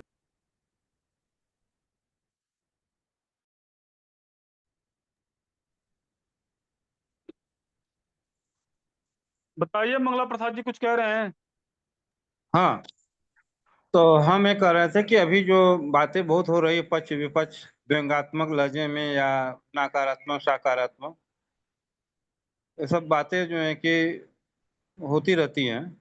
लेकिन अभी जो नरेंद्र सिंह ने जो बात कही है कंपनी मैकेनिज्म की, अब देखिए कंपनियों को क्या अधिकार मिलता है, कितनी कमाई, किसके पास कितना संपत्ति से मतलब नहीं है। तो जो कंपनी मैकेनिज्म की बात है, यदि यह सहभागिता, आम जनता की सहभागिता से कंपनी मैनेजमेंट का विकास हो, यानी जो है सिस्टम वही हो, लेकिन उसमें आम जनता की सहभागिता कितनी है, नहीं है। तो यहाँ पर लाभ में और कंपनी मैकेनिज्म में आम जनता की सहभागिता सुनिश्चित हो, या इसके लिए जनता स्वयं प्रयास करे, अपनी कंपनियां बनाए, एक दूसरे से सहयोग में आवे, तो ऐसी व्यवस्था होनी चाहिए। और दूसरी बात, खाद की जनता बहुत संपन्न है, यहाँ के लोग जो है कि गरीब है, उनके सामने हम लोग कुछ नहीं है, जो है कि बहुत ही जो है कि वहाँ पर समृद्धि है, किसी चीज कमी नहीं है, बेरोजगारी वगैरह नहीं है। बस ये है कि उन लोगों का जो है कि मुख्य धारा के प्रति थोड़ा सा द्वेष है। वे नहीं चाहते हैं कि जो है कि हम लोगों का वहाँ पर जो है कि नियंत्रण रहे, जो है कि उनका अलग है, वो मुख्य धारा के विरुद्ध जाना चाहते हैं। तो ऐसा लोग करते रहते हैं, जो है कि अपनी अपनी स्वतंत्र नीति चलाना चाहते हैं। तो ऐसा कुछ है नहीं, बस ये है कि उनके पास जो संपदा ज़्यादा इकट्ठा हो गया है, और संपदा का प्रयोग जो है कि नहीं चाहते हैं कि जो है कि पूरे देश में उपयोग हो सके, बट सके। तो वो संपदा पर अपना पूरा अधिकार चाहते हैं, जैसे आज अमेरिका अपनी संपदा पर पूरा अधिकार चाहता है। तो वहाँ का कोई बातों में दम नहीं है। विशेष चर्चा क्या, वांगचुंग क्या है, जो है कि वो मुख्यधारा के एकदम विरोधी हैं। कभी जो है कि इनसे मिलते हैं, आपके बांग्लादेश के राष्ट्रपति से जो है कि, कभी पाकिस्तान के जाके सेना अध्यक्ष सेनाधिकारियों से मिलते हैं। तो इन लोगों का जो एक अलग तंत्र है, कैसे हम जो है कि उस तंत्र में जो है कि हम शामिल हो जाएं, जो कि राष्ट्र विरोधी गतिविधियां हैं, और हम जो है कि उस एक संसाधन पर कब्जा जमा सकें, राष्ट्र विखंडित हो और उस पर में कब्जा जमा सकें, और कब्जा जमा करके हम जो है कि सर्वेशा हो जाएं, हमारी जो है कि पोजीशन बढ़िया, हमारा जो है कि विकास हो। और ऐसा कुछ नहीं है, जहाँ तक मैं समझता हूँ तो स्थिति साफ है। लोग भले इसके कुछ बारे में कहें, देखिए हम लोगों का जो है कि विचार ये होना चाहिए कि कंपनी मैकेनिज्म में हम लोग कैसे जो है कि हम लोग अपनी कंपनी बनाए, हम इसके बारे में जो है कि बात करें। ठीक है, धन्यवाद। जी किसी साथी को कोई प्रश्न है तो प्रश्न रख सकते हैं। एक प्रश्न है, मंगला प्रसाद जी से प्रश्न है, क्या प्राकृतिक संसाधनों पर समाज का आधिपत्य नहीं होना चाहिए? एक प्रश्न देखिए हमारा भी, एक का उत्तर प्रश्न देते हमारा हैं। भी है, हाँ। एक प्रश्न हमारा भी है कि भारत का कौन सा प्रधानमंत्री बनने के बाद तुरंत पाकिस्तान गया था धन्यवाद देने? नहीं, ठीक है, अभी हम कौरव जी के बात का उत्तर देता हूँ। प्राकृतिक संसाधन पर नियंत्रण, कब्जा पाना, यह कोई विषय नहीं, हम पूरा प्राकृतिक संसाधन जंगल पर कब्जा कर लें, लेकिन हम उसका दोहन, उपयोग और लाभ लेने की स्थिति में तो कब्जा ले क्या करेंगे। हमारा मुख्य उद्देश्य, हमारा मुख्य कहना है कि हम जो है कि अपने आर्थिक स्तर पर आत्मनिर्भर हो सके, हमारा अपना जो है कि सिस्टम में जो है कि योगदान हो, सिस्टम से हमारा जो है कि संबंधित हो, जो कंपनी मैकेनिज्म है, जो भी व्यवस्था हो। तो संसाधन क्या है, संसाधन जो है कि से कोई बात नहीं। कुछ ऐसे देश हैं जो है कि बहुत संपन्न संसाधन है और वहां पर उनका कोई जो है कि दोहन नहीं है। विदेशी कंपनियां, आजकल म्यांमार में क्या हो रहा है, जबकि रेयर अर्थ बहुत ज्यादा है। और दूसरी बात जो आप पौंजे जी कह रहे हैं, प्रधानमंत्री जी जो है कि प्रथम बार जो है प्रधानमंत्री बनते ही गए जो है कि, देखिए हम जो है कि पहले जो है कि यदि हम सकारात्मक यदि रवैया अपना करके कुछ जो है कि पहल करते हैं, उसकी निंदा नहीं करनी चाहिए, ये कोई बात नहीं है। लेकिन पाकिस्तान को जितना बढ़िया से जवाब नरेंद्र मोदी ने दिया, शायद कोई प्रधानमंत्री नहीं दे सकता है। कहने का मतलब है। मेरा प्रश्न यह था भैया जी कि अगर प्राकृतिक संसाधनों पर समाज का अधिकार होगा तो समाज कल्याण के लिए उनका उपयोग होगा, ना कि पर को डिस्टर्ब करने के लिए। कंपनियां जितनी होती हैं वो स्वहित के लिए, समाज के लिए खतरा बन जाए, परिस्थिति की जो तंत्र है वो खतरनाक हो जाए, इस हद तक दोहन करती हैं। समाज ऐसा नहीं करता है, रिसाइकलिंग करता है, रीजनरेट करता है उसको। वो सब बातें तो ठीक है, लेकिन पहले यह है कि जो भी व्यवस्था हो, यदि समाज अपनी व्यवस्था में होगा तो कंपनियों से वह जो है कि प्रतिस्पर्धा कर सकता है। हम उसके प्रतिस्पर्धा के योग्य नहीं है। पूरा विश्व जो है कि पूंजीपतियों के अधीन है, उनका गुलाम है। मोदी और ट्रंप जैसे नेता माने चट्टू बट्टू, उनका कोई हैसियत नहीं है उन लोगों के सामने, जो है पूंजी उद्योगपतियों के सामने। पहले हमें अपने आप को आत्मनिर्भर बनना होगा, हमें अपना स्वयं जनता को संगठित करना होगा, क्योंकि पूरी विश्व की पूंजी उन्हीं के हाथ में है। और जिस दिन चाहेंगे जो है कि वो जो है कि सारी व्यवस्था गड़बड़ कर देंगे। हमारे हाथ में है ही नहीं, ना सरकार के हाथ में कुछ है, वो तो है तो पूंजीपतियों के, उद्योगपतियों के हाथ में ही है। तो हमें बाध्य होकर के उनकी सारी जो है कि अन्याय और पीड़ा को सहन करना पड़ेगा। उसका यह तरीका है कि हमें अपने आप को संगठित करना होगा, हमें अपना मैनेजमेंट और मैकेनिज्म में आना होगा। यदि मनुष्य यदि अपने आप में यदि संगठित होता है, वो उसकी सबसे बड़ी ताकत है। अपने कार्य में जीविकोपार्जन आत्मनिर्भर है, तो उसके लिए कंपनियों की जरूरत नहीं, कंपनियों को जवाब दे सकता है, आप जाइए, अब बात की कोई जरूरत नहीं है। लेकिन हम ऐसी स्थिति में है नहीं, जिस दिन जवाब देंगे उस दिन दूसरे दिन से जो है कि स्थिति इतनी खराब हो जाएगी, जो है कि अराजकता भयंकर हो जाएगी। लोग एक दूसरे को मार छीन झपटे खाना शुरू कर देंगे। पहले जनता अपने आप में पहले आत्मनिर्भर बनने के बारे में बात करें। हाँ, आदरणीय, समस्याओं का समाधान तभी होता है जब समाज का प्राकृतिक संसाधनों पर उपयोग करने के लिए अधिपत्य होता है। यदि कंपनियों के हाथ में चला गया तो समाज विखंडित होता रहेगा और शोषित होता रहेगा। इसलिए समाज को सशक्त करना है तो प्राकृतिक संसाधनों को इन कंपनियों के चुंगल से मूल बात करना ही संसाधन और पहले अधिकार नहीं, पहले हम सशक्त हैं। पहले स्वतंत्रता किस बात की है? बात न करके पहले हम सशक्तिकरण हो, अपने आप में संगठित हो, अपने आप को ऐसी जो है कि तंत्र में से संबंधित हो, हमारा अपना तंत्र पहले विकसित हो। हमारे पास तंत्र ही नहीं है, आपको अधिकार मिलके करेंगे वही यहाँ अपना ही गला काट लेता है। तो ऐसा कुछ नहीं है, हमारे पास कोई तंत्र नहीं, हमने तंत्र में कोई सहभागिता ही नहीं है पहली बार। तो संसाधन मिलने कोई फर्क पड़ने वाला नहीं है। ये तंत्र विकसित होने की प्राइमरी स्टेज ही है जब लोग इकट्ठा हो रहे हैं किसी एक बुद्धिजीवी के विचारक के पीछे।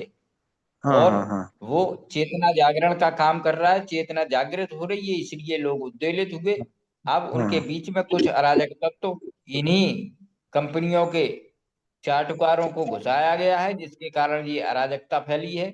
और नहीं तो वांगचुक अपने स्थान पर बिल्कुल ठीक है, सही है। हेलो, ठीक है, हेलो, विपुल जी कुछ बोल रहे हैं। अब समय हो चुका है। नीता जी की कुछ कह रही थी, नीता जी बताइए। उनका ले लीजिए। हेलो। जी बताइए, आप बात रखिए अपनी। नहीं, मैं बात नहीं रख रही हूँ, मैंने तो मीटिंग अटेंड नहीं करी थी, लेकिन मैं अभी जो माता प्रसाद कौरव जी एक बात बोली है कि प्राकृतिक संसाधनों पर प्रथम अधिकार समाज का होना चाहिए। ठीक है, इस बात को मान लिया जाए कि प्राकृतिक संसाधनों पर प्रथम अधिकार समाज को दे दिया जाए, लेकिन क्या समाज के पास वो टेक्निक है और क्या वो व्यवस्था है कि उन प्राकृतिक संसाधनों का उपयोग किया जाए? इससे एक ये स्थिति भी पैदा हो सकती है कि वो समाज ऐसे ही पड़ा रह जाएगा, वो संसाधन भी ऐसे ही पड़े रह जाएंगे, ना तो उनका उपयोग हो पाएगा। यदि उनमें से उसी समाज में से निकलकर कोई एक रतन टाटा पैदा हो जाते हैं। बहन जी, जब समाज के पास अधिकार आता है तो वो अपनी चीजों का सदुपयोग करना भली भांति जानता है। और उन संसाधन उसको मतलब हेलो हाँ जी, हेलो हाँ जी, हाँ जी, हाँ, तो बोलिए आप। उसका एक फायदा ये होता है कि समाज को भी कहीं ना कहीं रोजगार मिल जाता है, समाज को भी लाभ मिलता है। होना ये चाहिए कि दोनों को मतलब अगर संसाधनों का उपयोग करने में समाज का कोई एक व्यक्ति समर्थ है, सक्षम है, और वो कोई कंपनी या कुछ ऐसा उत्पादन वहां लगाता है कि उस समाज के लोगों को रोजगार मिल जाए,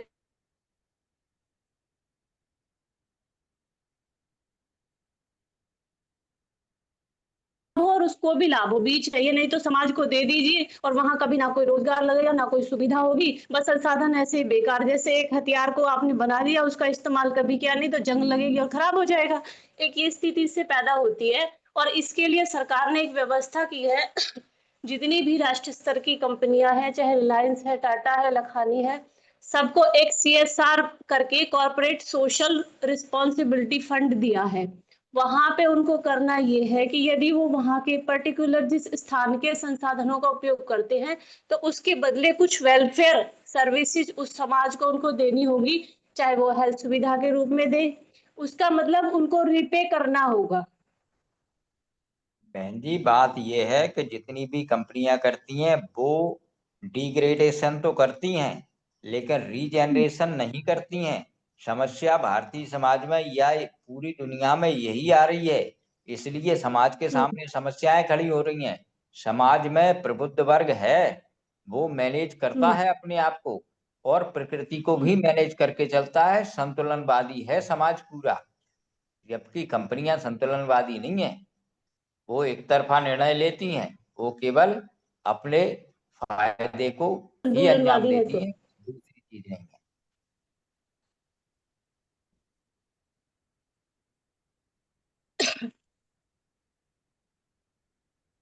जी, आज की मीटिंग को यहीं समाप्त करेंगे हम लोग।